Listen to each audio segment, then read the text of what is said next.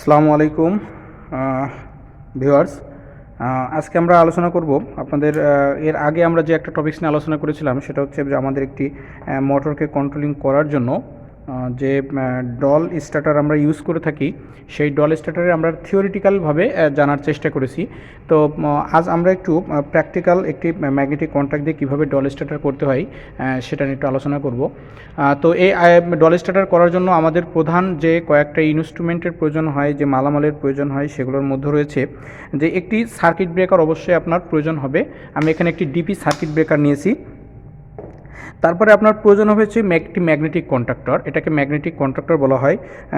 আপনি একটি magnetic contactor নেবেন, সেটা হচ্ছে আপনার মোটরটা যদি সাধারণত 2 হর্স পাওয়ার বা 1 হর্স পাওয়ার বা হাফ হর্স পাওয়ার হয়ে থাকে, তাহলে আপনি সাধারণত 13 অ্যাম্পিয়ার 10 অ্যাম্পিয়ারের একটা ম্যাগনেটিক কন্ট্যাক্ট ইউজ করতে পারেন। একটু এক্সেস নিয়ে রাখলাম, ম্যাগনেটিক কন্ট্যাক্টের অ্যাম্পিয়ার রেটিংটা নিতে পারেন। তো আমাদের এখানে একটা ম্যাগনেটিক কন্ট্যাক্ট আছে, প্লাস হচ্ছে আমি এখানে আরও একটি ম্যাগনেটিক কন্ট্যাক্ট নিয়েছি। এটা হচ্ছে সিয়েন্ট ব্র্যান্ডের, এটা হচ্ছে আমার 16 অ্যাম্পিয়ারের। তো এখানে আমি একটা ম্যাগনেটিক কন্ট্যাক্ট নিয়েছি এবং একটি ওভারলোড রিলে, এটাকে বলা হচ্ছে ওভারলোড রিলে। আমি এটাকে আপনার একটু খুলে দেখাই। এটা হচ্ছে আমাদের একটি ওভারলোড রিলে, এটাকে বলা হয় ট্রিপিং সুইচ বা ট্রিপ করার জন্য আমাদের এই সুইচটা ম্যানুয়ালি ট্রিপ করার জন্য সুইচটা ব্যবহার করে থাকি। এটা হচ্ছে আমাদের অ্যাম্পিয়ার সেটিং, এটা আমরা ইচ্ছা করলে 2.2 অ্যাম্পিয়ার পর্যন্ত পয়েন্ট আছে এই ইয়ের জন্য। তো 4টা পয়েন্টের 2টা হচ্ছে এনসি, এখানে 95 এবং 96 আছে, এটা হচ্ছে এনসি, এবং 97 এবং 98 এই দুটো হচ্ছে এনও। তাহলে এখানে 2টা এনসি আছে এবং 2টা এনও আছে, এবং এখানে যে টার্মিনালটা আছে T1, এখানে আমাদের যে 3টা টার্মিনাল আছে T1, T2 এবং T3, এটা হচ্ছে ম্যাগনেটিক কন্ট্যাক্ট থেকে যে আউট হচ্ছে। এই যে ম্যাগনেটিক কন্ট্যাক্টের এখান থেকে যে 3টা আউট হয় সেটা আমাদের এই ওভারলোডের এই যে পয়েন্ট আছে T1, T2 এবং T3, এই 3টা থেকেই এই পাশ থেকে আউট হচ্ছে। তার মানে ম্যাগনেটিক কন্ট্যাক্ট থেকে আউট না হয়ে এখন ওভারলোড থেকে আমার এই পাওয়ারটা আউট হবে, আউট হয়ে তারপরে মোটরে চলে যাবে।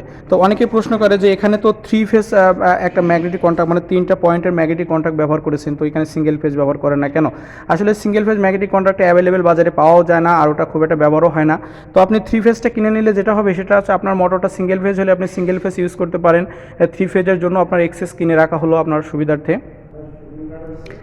তো সেক্ষেত্রে আপনার এখান থেকে লাইনটা ইন হবে হচ্ছে লাইন 1, লাইন 2 এবং লাইন 3তে আউট হবে হচ্ছে T1, T2 এবং T3 থেকে। তবে চলেন আমরা এখন কানেকশনটা শুরু করি।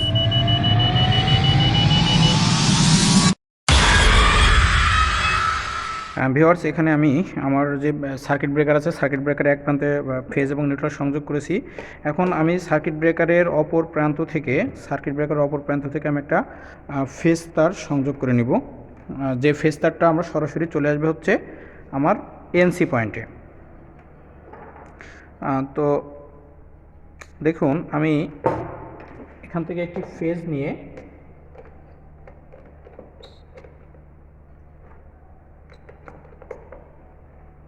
বন্ধুরা, আমার এই ফেজ তার চলে যাবে হচ্ছে, আমার এই ফেজ তারটা সরাসরি চলে যাবে হচ্ছে আমাদের যে ওভারলোড রিলে আছে, সেই ওভারলোড রিলের সেই ওভারলোড রিলের এনসিতে, ওভারলোড রিলের এনসি প্রান্তে আমাদের যে চিত্র দেওয়া আছে সেই চিত্র ঠিক যেভাবে করা আছে আমরা আমাদের ভিডিওটা ঠিক সেভাবে করতেছি। তো এই যে এখানে হচ্ছে আপনাদের দেখাইছি যে এটা হচ্ছে আমাদের সেই এনসি প্রান্ত 95 বা 96 যেটাকে বলে। তো আমি সেখানে সংযোগ করে দিচ্ছি। এরপরে আমি 96 থেকে আমার লাইনটা আউট করে নিয়ে যেয়ে আমি আমাদের যে এনসি কন্ট্যাক্ট আছে এনসি কন্ট্যাক্টে দেব। তাহলে কি হলো, আমার এনসি কন্ট্যাক্ট থেকে আমার ম্যাগনেটিক কন্ট্যাক্টের ওভারলোডের এনসি থেকে আমার চলে আসলে হচ্ছে অফ সুইচের এনসিতে। তাহলে আমি প্রথমে সার্কিট ব্রেকার থেকে নিয়ে যেয়ে আমি প্রথম কানেকশনটা দিয়েছি হচ্ছে ওভারলোডের এনসিতে। ওভারলোডের এনসি থেকে আমি কানেকশনটা আউট করে নিয়ে দিলাম হচ্ছে আমার অফ সুইচের এনসি প্রান্তে, এই যে এনসির 1 অথবা 2 যেখানে। এখন এখান থেকে বের করে নিয়ে যে আমি দিব হচ্ছে আমার অন সুইচের এনোতে। এখন তাহলে আমি কী করব, অফ সুইচের এনসি থেকে আমি অন সুইচের এনোতে নিয়ে যাব।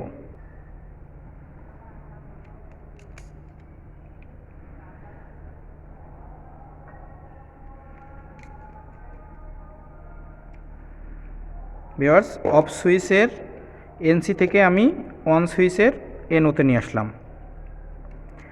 তো এখানে অনেকেই প্রশ্ন করতে পারে যে ওভারলোডের এনসি আমরা কেন ইউজ করলাম। ওভারলোডের এনসি ইউজ করার কারণটা হচ্ছে যখন আমার সার্কিটের ভেতর দিয়ে অতিরিক্ত কারেন্ট প্রবাহিত হবে তখন আমার সর্বপ্রথমে এই এনসির ভেতর দিয়ে কারেন্টটা প্রবাহিত হবে, কন্ট্রোলিংয়ের যে কারেন্টটা। তো সেক্ষেত্রে আমরা এই ওভারলোড এই ট্রিপ করে দিবে, ওভারলোড ট্রিপ করলে আমার পুরো অফ সুইচটাই বন্ধ হয়ে যাবে। এই জন্য আমরা প্রথমেই এনসি থেকে নিয়ে যাব। বন্ধুরা এরপরে হচ্ছে আমার ওয়ান সুইচের আউট থেকে, ওয়ান সুইচের এক প্রান্ত যখন আমার অফ সুইচ থেকে আগত ইনপুট আমার আউটপুট হয়ে যায়, এখান থেকে আউটপুট হওয়ার পরে এই আউটপুটটা আমি নিয়ে যাব হচ্ছে ম্যাগনেটিক কন্ট্যাক্টের A1 প্রান্তে, ম্যাগনেটিক কন্ট্যাক্টের হোল্ডিং কয়েল যেটাকে বলে, আমি ম্যাগনেটিক কন্ট্যাক্টের হোল্ডিং কয়েলে দিয়ে দিব। তাহলে দেখেন আমি এটা সংযোগ করে নিচ্ছি। আমার অন সুইচ থেকে এসে আমার ম্যাগনেটিক কন্ট্যাক্টের যে A1 প্রান্ত আছে সেই A1 প্রান্তে চলে যাবে। তো বন্ধুরা এখানে হচ্ছে A1, এটা হচ্ছে A2, তাহলে আমি A1 প্রান্তে সংযোগটা করে দিচ্ছি। তাহলে কি হলো, আমি আরেকবার যদি একটু রিভিউ করি আপনাদের বোঝার সুবিধার্থে, দেখেন আমি এখানে বেসিক জিনিস নিয়ে আপনাদেরকে আলোচনা করার চেষ্টা করতেছি, এখানে অ্যাডভান্স লেভেলের কিছু নাই। তো এখানে যারা একেবারে নতুন বেসিক কাজ যারা শিখতেছেন তাদের জন্য, যারা যদি অ্যাডভান্স আছেন তারা স্কিপ করতে পারেন, কারণ এখানে অ্যাডভান্স লেভেলের কিছু দেখানো হচ্ছে না। তো এখানে হচ্ছে সার্কিট ব্রেকার থেকে আগত আসার পরে আমি এনসিতে নিয়ে গেলাম, এনসি থেকে আউট করে নিয়ে যাব হচ্ছে অফ সুইচে। তো অফ সুইচ থেকে আমার আউট হওয়ার পরে এটা অফ সুইচ থেকে আউট হওয়ার পরে আমি ওয়ান সুইচের এনোতে সংযোগ করেছি এবং ওয়ান সুইচের আউট থেকে আমি A1-এ সংযোগ করেছি। ভিউয়ার্স এখন আমি যেটা করব, আমি এখন নিউট্রালটা একটু সংযোগ করে নিব।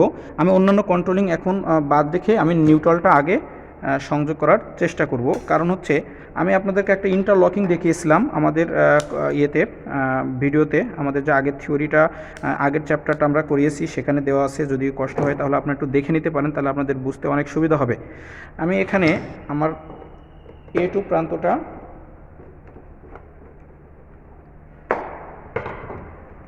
এই যে আমাদের নিউট্রাল পয়েন্টটা নিয়ে আমি দিব হচ্ছে আমার ম্যাগনেটিক কন্ট্যাক্টের A2 প্রান্তে, ম্যাগনেটিক কন্ট্যাক্টের A2 প্রান্তে আমরা এটা সংযোগ করব।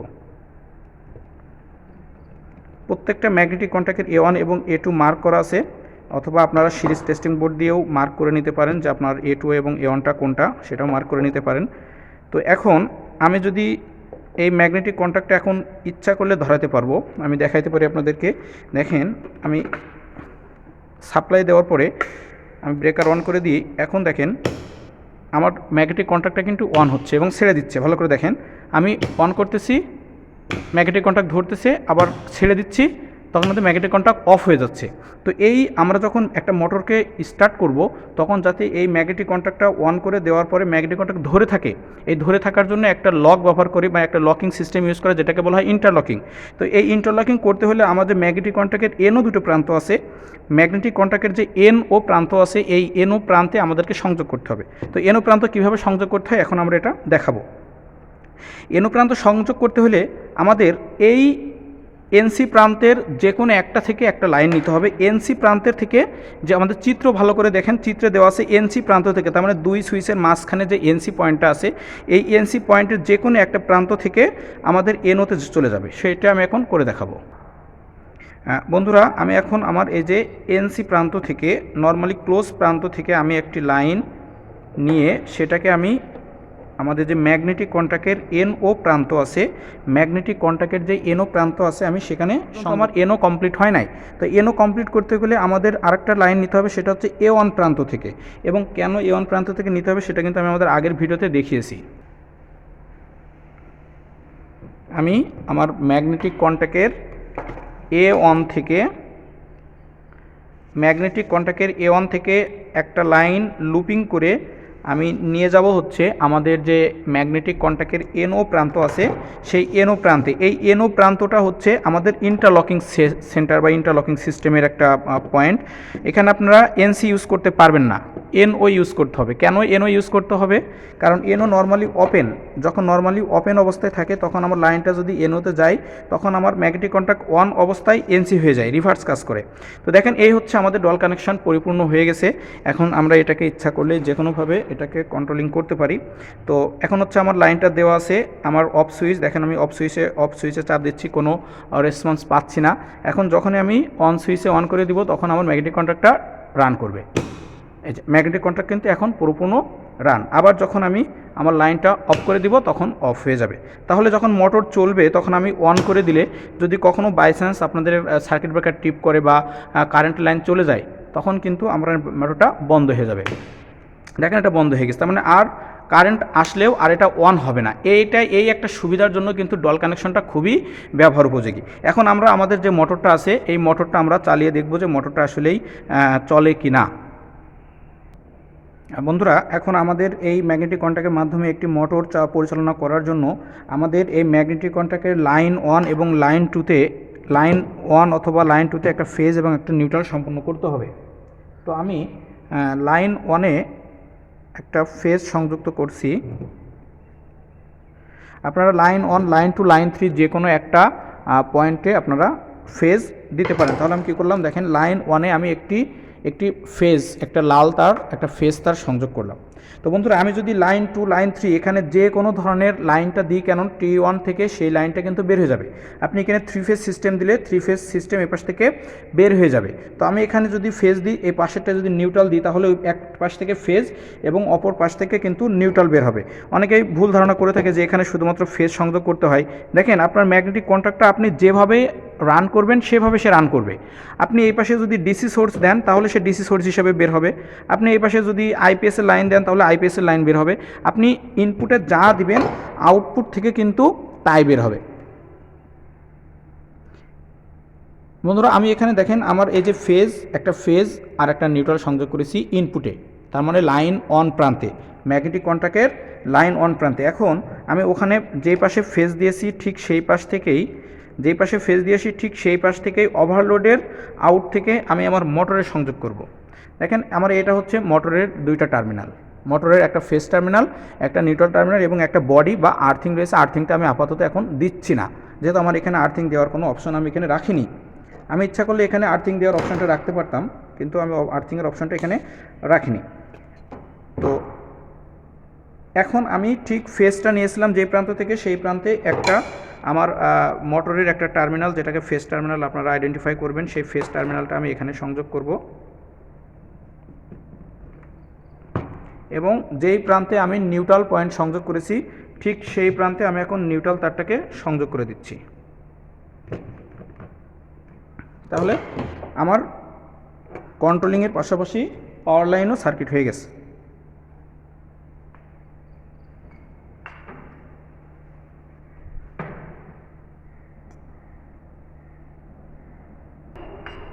বন্ধুরা, এখন আমি আমার সোর্স লাইন এখানে সুইচ, কন্ট্রোলিংয়ের সুইচ অন করে দিলাম, ব্রেকার অন করে দিলাম, অন করে দিয়ে দেখেন অফ সুইচ অফ আছে। এই যে আমি যদি অন করে দিই তাহলে দেখেন আমার মোটরটা এখন কিন্তু ঘুরতেছে, মোটরের সাউন্ড পাচ্ছেন, এই যে অফ।